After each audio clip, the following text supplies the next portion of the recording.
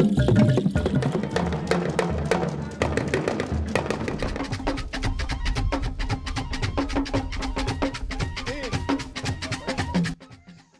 is a rich country with diverse cultural heritage, with about 3,000 ethnic groups and over 500 languages across the length and breadth of the country.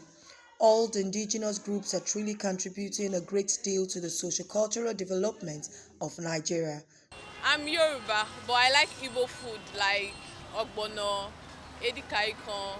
I have a friend that is a Yoruba man and he married a Igbo woman. Yeah, so, and they've been living together. Everything has been going on rosy and fine. They have 2 kids together. And sometimes when I visit them, when they give me food, I eat Yoruba food, I eat Igbo food. In fact, I eat Calabar food, I eat Edikaikon, I eat Oha. Our diversity is supposed to be a major source of strength, the kind of strength that many nations actually do envy. But we've not been able to harness that strength. We've not been able to bring it to help us to attain developmental strides. And I hope that going forward, we should be able to take advantage of it and use it to reposition Nigeria. One of the best ways for groups to think creatively and generate ideas for impactful living is through recognition and appreciation of one another's differences, just like intertribal marriages, which have definitely encouraged growth and reduced tribal and ethnic differences. If we should leave discriminating, in Nigeria we discriminate a lot, and it shouldn't be. By intermarrying. Even up to now, I hear that some people don't allow their daughters to go outside, even in the Igbo land, where I come from. There's nothing to be afraid there. We should be a united country.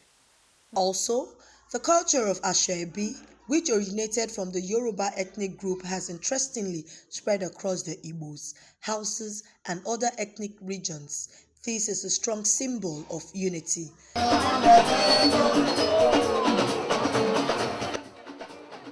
Our leaders, especially politicians, are expected to use their offices to foster unity in diversity, or do they, as speculated, disguise under ethnicity and religion to divide the people? In politics, it's only maybe in the media we hear them talking.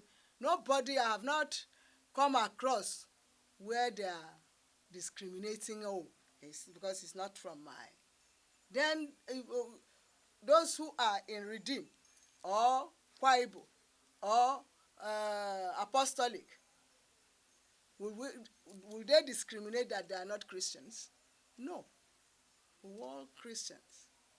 So that when it comes to the other way around, he's a Muslim, but we're all in the same, sitting together, drinking together, eating together on the political arena.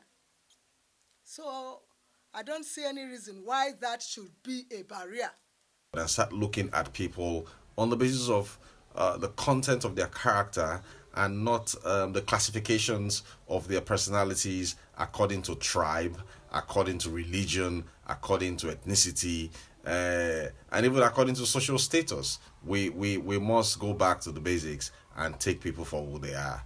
That way, Nigeria can be great again. Working and living together as a nation that celebrates diversity is an invaluable experience. Therefore, the need for people to participate in choosing political leaders who will serve the interests of the public and promote good governance.